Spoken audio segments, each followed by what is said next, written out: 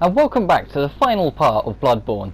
This time we're going to go into the fishing hamlet beyond the astral clock tower and clear it out and find the true secrets it holds, and also take on a very, very challenging final boss.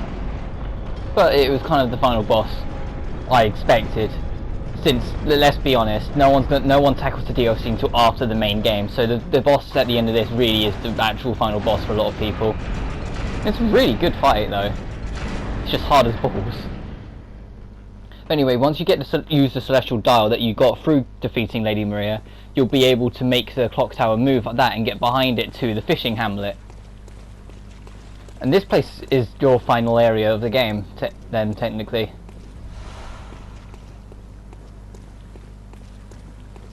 There's someone in the back that you'll find as you go through that'll be mumbling to themselves that won't harm you at all, they'll just be mumbling. If you have the kin rune, the one that'll turn you into that weird mushroom monster, when you talk to him he'll give you a spell that essentially acts like a poison Molotov cocktail, which is very handy in PvP if you can use it. But I don't have that on me, so I don't get it. But be wary, this area has a lot of challenging enemies that can and will kick your ass if given the chance, and keep in mind I'm under-leveled still. I don't even think I've reached level 100 at the end of this, when I think back to how the recording went. I think I reached 98 or 99.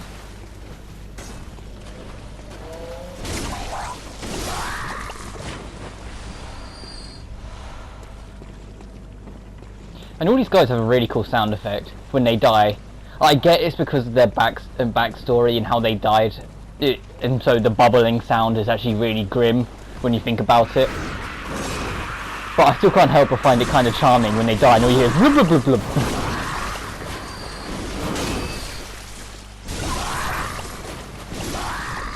Let's hear the blub blub blub blub. I'm very easily amused. But those guys aren't the real threat here. There's a magic user that dies in one hit that can be annoying, but then they are a magic user, so I doubt it'll be too bad. And it is boiling hot again today. It was cooling down for a while and now it's roasting again. I makes me wish I was in the fishing hamlet myself. Nah, I'm kidding. Also, that well to our right, down there is how you can get Maria's weapon, but don't do it. Wait until you're a much higher level, because there's two enemies you have to kill to get it down there, and they're both very tough enemies.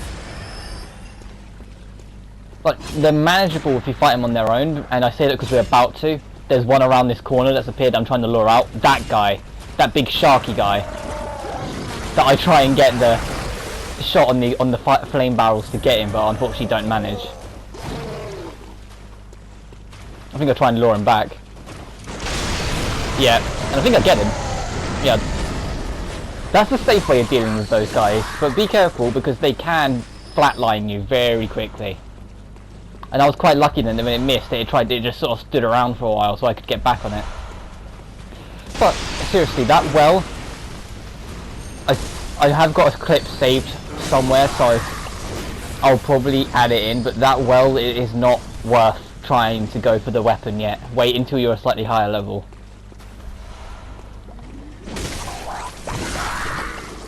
As I just clear, you don't have to come back here. I'm just clearing it out. Oh, excuse me, my throat is still a tad sore. But yeah, I'll make sure I find the clip. If I find it, I'll probably put it in a corner or something as we go.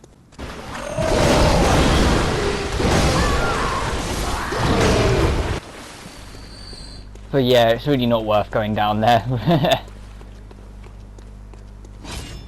If you go up here on the side of the cliff, you can go back towards a ladder. That will act as a little shortcut. That one there that I've already kicked down because I edited it out of death. But over here you want to come as well because there's an armor set. I think it's called the Hallowed set. And it makes you look ugly as fuck. But on the flip side, the defense it gives you is ridiculously good.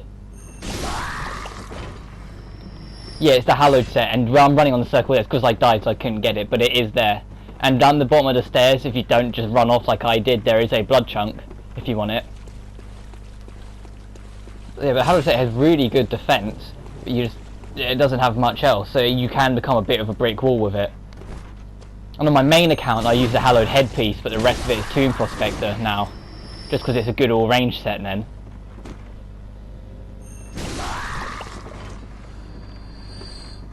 And on this account it was like, well, I've got this far with this set, so I might as well keep it. I know that's the guy who had my blood echoes, the bugger.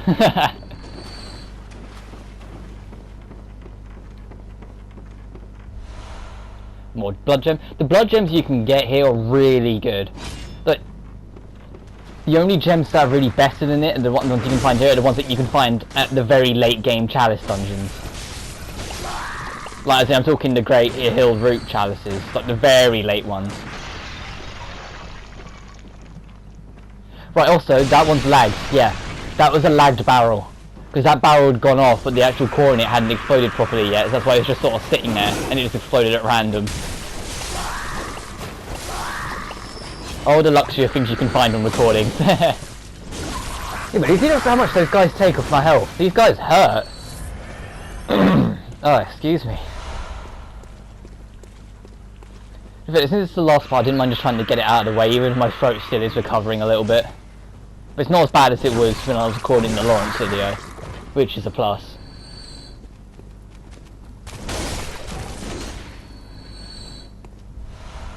Oil urn.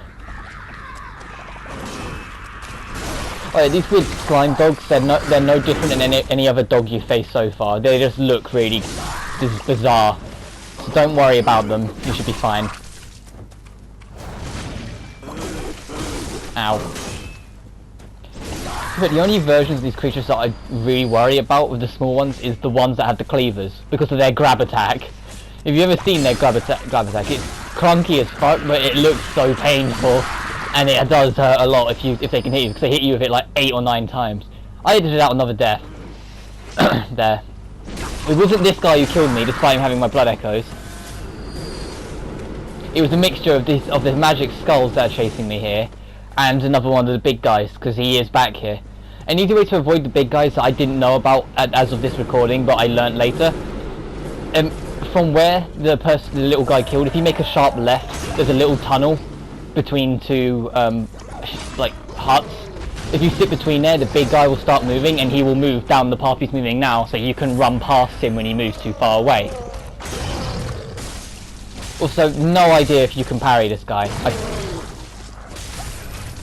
But you can stun him for a visceral, because I have got a visceral on him before, but I don't know if you can stun him through gun, or if you have to stun him through pressure. But yeah, Bloodborne's weird like that. They're never really clear what's the limit between visceralable and not visceralable. Like you have to get the stun to get the visceral, or what one you can get with a gun parry or a backstab.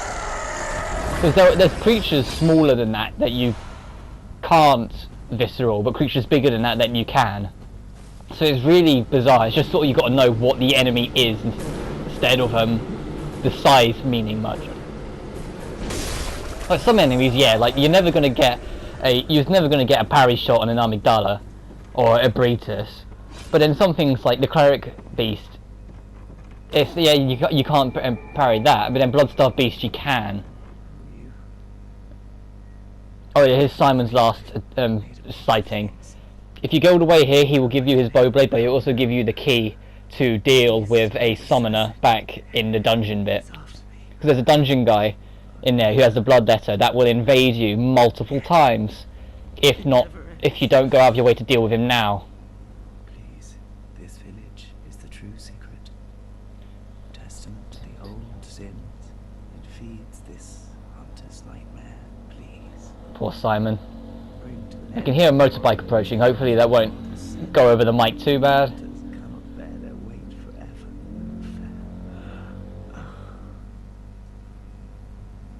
And there he goes, and you get his bowblade and the inner chamber key. Simon's bowblade, if you couldn't focus, your blood tinge becomes a beast of a weapon. But I didn't go for a blood tinge build with this, so it's kind of a wasted effort. Anyway, we've got a few more levels to do. Yes, I know Gurman awaits for me. Shame he's dead.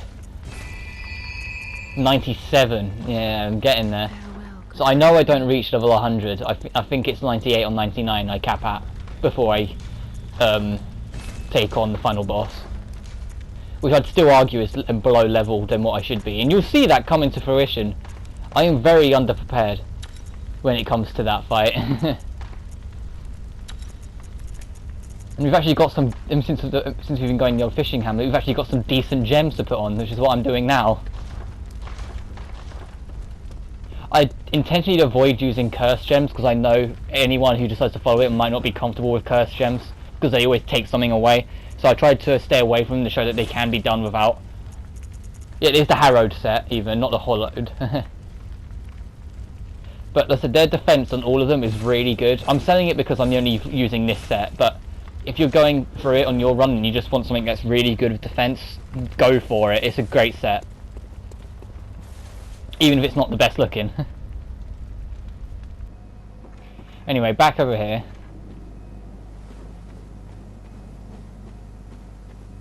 This door here is a shortcut, but we can't access it 'cause it's on the other side. And I don't know if I dealt with Mr. Bloodletter off screen or whether I'm going to get invaded. I can't remember. He's not hard to deal with. If you go into his chamber and open the door, he's just sitting there. You hit him, he dies. But if you don't, there's 4 different spots where he'll invade you. He'll try and invade you in the cell, but if you just run past him, straight to him and kill him, you'll be fine. And he'll try and invade you 3 times here. One on the bridge I'm approaching, which is what I'm going to see. No, he hasn't. And I think the item that's here is his hood. Yeah, his armbands even. So yeah, I've dealt with him off screen. As he'll invade you on that bridge. He can invade you if you go into the town bit beneath us. He can invade you there. And the final place he can invade is just before Orphan of Cos. There's a little tunnel bit, and he can invade you in that tunnel. And we're being shot at. But each invasion drops a piece of his armor set, so you can get his full set. You're not going to see that, obviously, but you can, because I did get his armbands there. But you don't have to go across that thin platform there in this cave area. There's a bunch of stone structures that you can smash through to your immediate left when you enter. And then you have to go across the thin bit and risk your neck, which is nice. Yeah, there's slight alternate paths even to the little details. This is another thin path. You don't have to go down there because there's nothing down here other than nukes. Oh, and I was still hoping that guy fell off. The area we need to go is actually below us, but how the height distance will kill us at this point.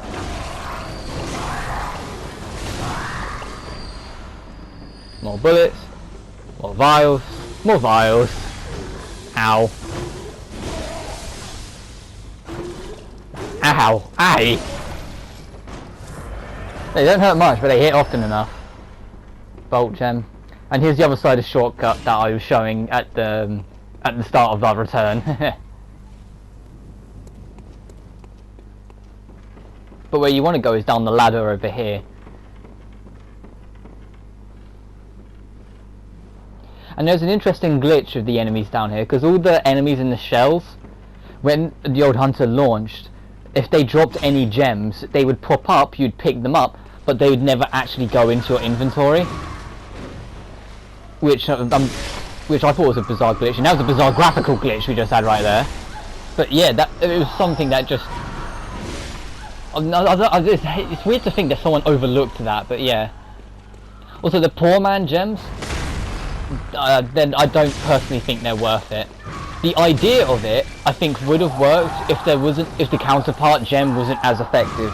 Because you got the gem that makes it so when you're at full health you get extra damage, but the poor man gem is when you're near death you do extra damage, but it does about the same extra as the normal. So I think it would have been good if the poor man's did like a ridiculously high amount to warrant the risk. But they don't. Like I said, they really don't, so it's not worth it. So I've never committed to a poor man gem because it's just not worth it.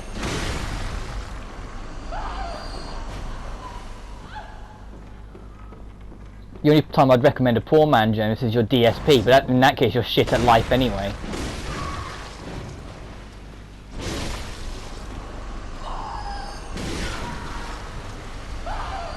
Oh, another chunk. There is a blood rock you can get down here, and I will show you where it is, just in case you don't want to either waste 60 insight on it, or try and get lucky with the chalices. Which I've only got 2 blood rocks off the chalices. Every other blood rock I've got through New Games Plus cycles on my main account. Ah, get off me! And these guys can actually climb out their shell if you give them enough time to. Like this one's trying.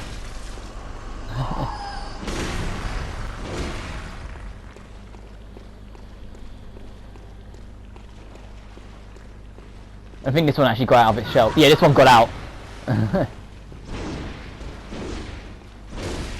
They're a lot more mobile when they get out, so be wary of that, but they're still not hard. That they can't do any severe damage to you, they're just a bit faster. This cave bit is the cave I was on about, that you can get invaded by the Bloodlesser NPC as well. But there's a lot of enemies down here, so if you do get invaded and you haven't dealt with him, yeah, you're going to have a bad time. That's not to say it's not doable, it's just hard.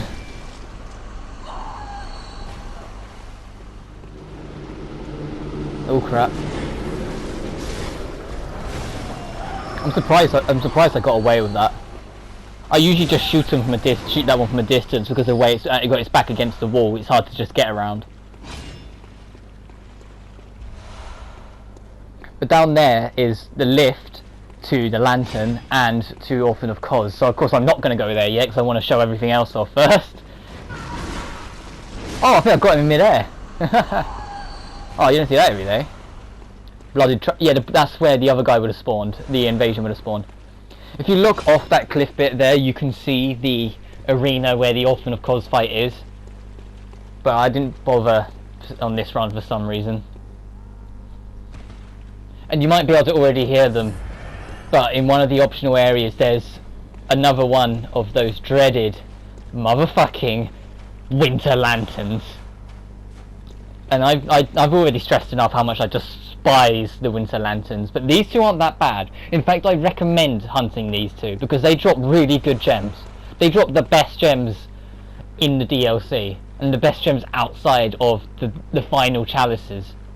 They drop really good gems. Yeah, almost all of them are cursed, so you have to take them with a grain of salt, but that doesn't change the fact they're all good. And if you want a few good gems and don't mind a slight penalty in some random area, like slight less health or slightly less stamina, or other things that are a bit worse, then I go for it. And they drop a decent amount of blood echoes as well, so they're good for grinding. But this lift will take you straight back to the lantern and give you another King Coldblood for your troll, so that's a plus. Next, the lantern is right there. See, it's right next to the lantern, so you have quite a short route from where you are to the boss, which is handy. Back in the Hunter's Dream, that was quite a sharp cut. I think this is where I go to level 98. Yeah. I think that's the last time I level up in this run. I think. Going for my gems again.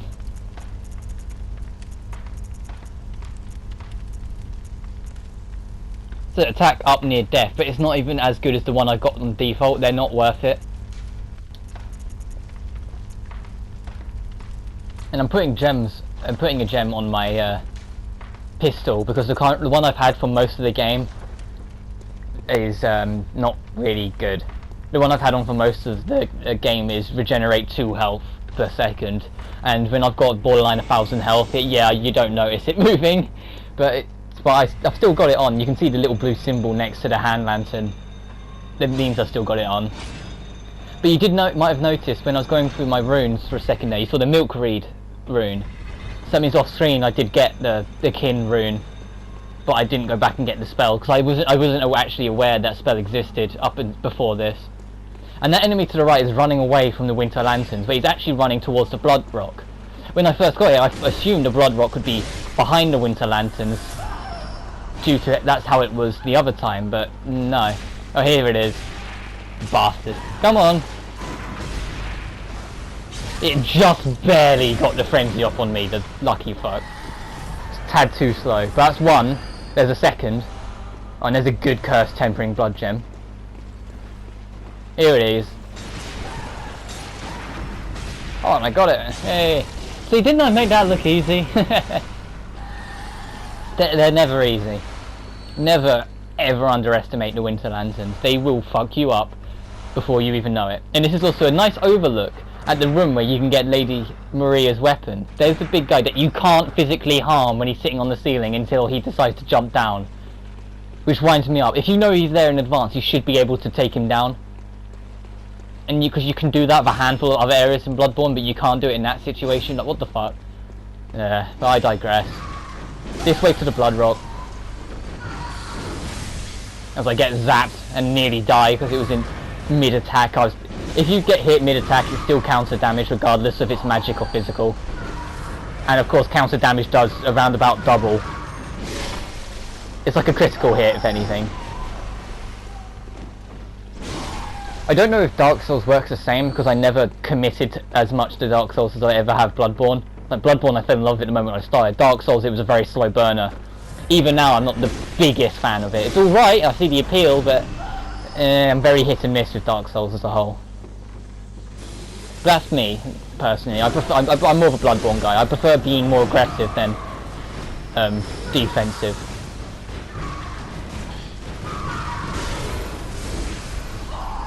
I like it when you can survive a brutal difficulty by being brutal on the enemy. Like powering your way through it before they can power you. Whilst in Dark Souls, it feels more like you're powering through a brutal difficulty by just using strategy and slowly burning through, which to me just isn't as fun.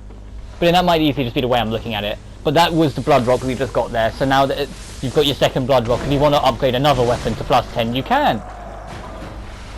So that's sweet, you can have 2 weapons be +10 without ever having to go into a chalice and get lucky. And now we are going to head back. And I think off screen I level up. Yeah, off screen I leveled up. So I'm level 99 now.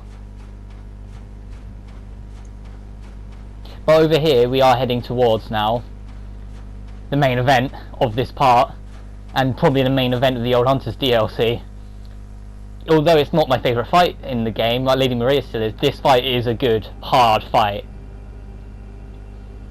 And it's also the next 7 minutes of this video, so...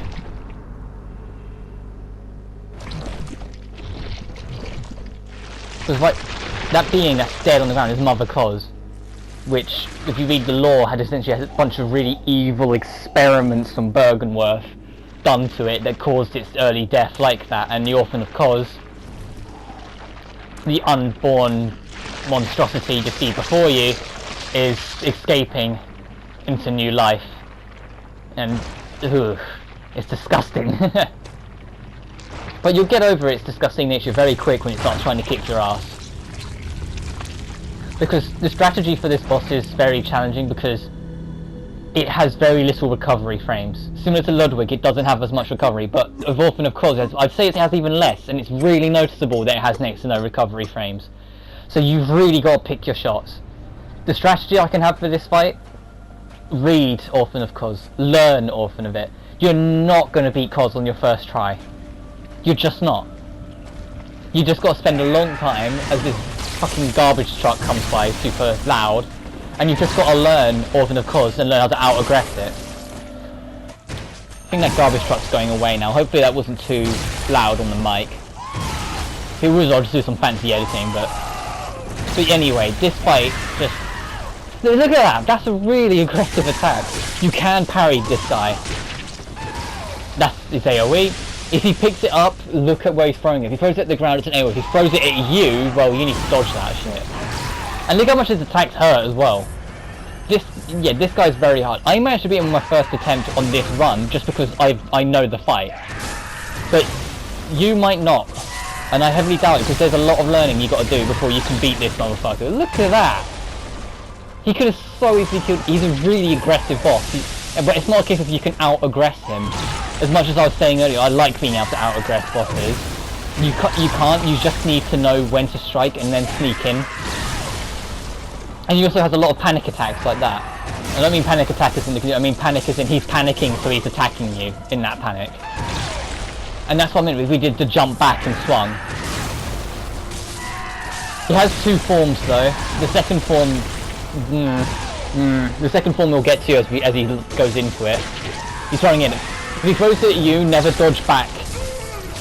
Dodge to the side or dodge forward, because otherwise it will hit you anyway. That was a risky parry I tried to go for there. That's the easiest attack to parry. I don't know why I didn't try and capitalise on it and instead just took it to the head.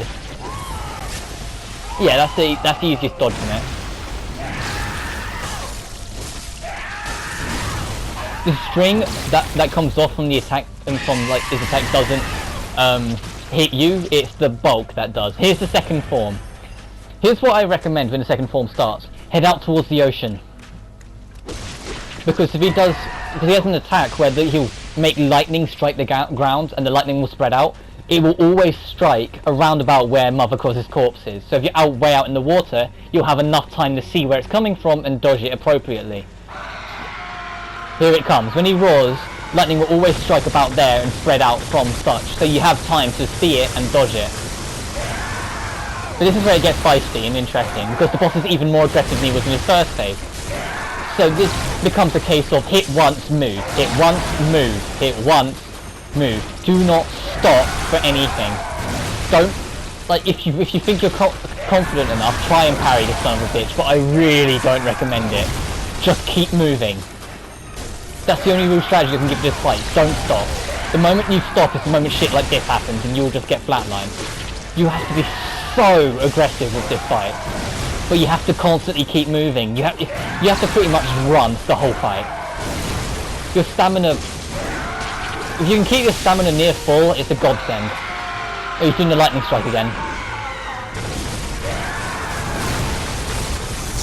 Ow! I got hit by the lightning anyway, but...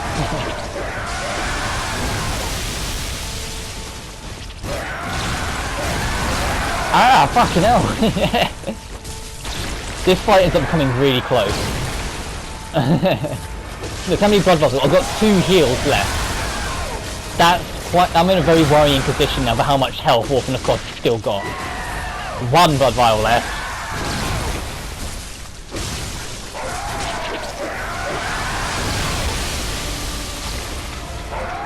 Now I can't heal. The only time I'm healing is using these, which I use one just to keep me topped up. But now I haven't got anything, I've just got to push through. And he's still got a lot of health left.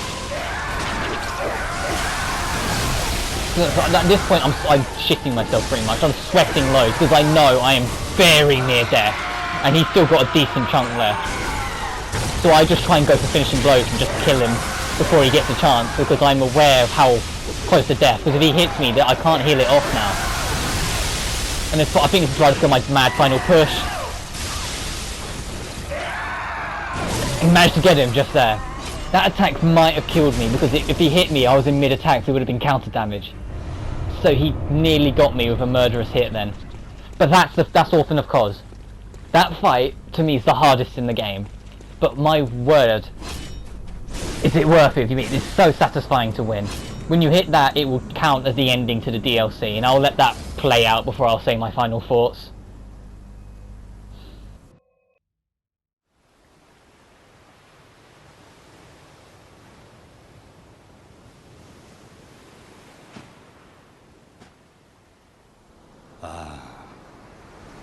Sweet child of Cos, turned to the ocean. A bottomless curse, a bottomless sea, accepting of all that there is and can be. So yeah, that was Bloodborne.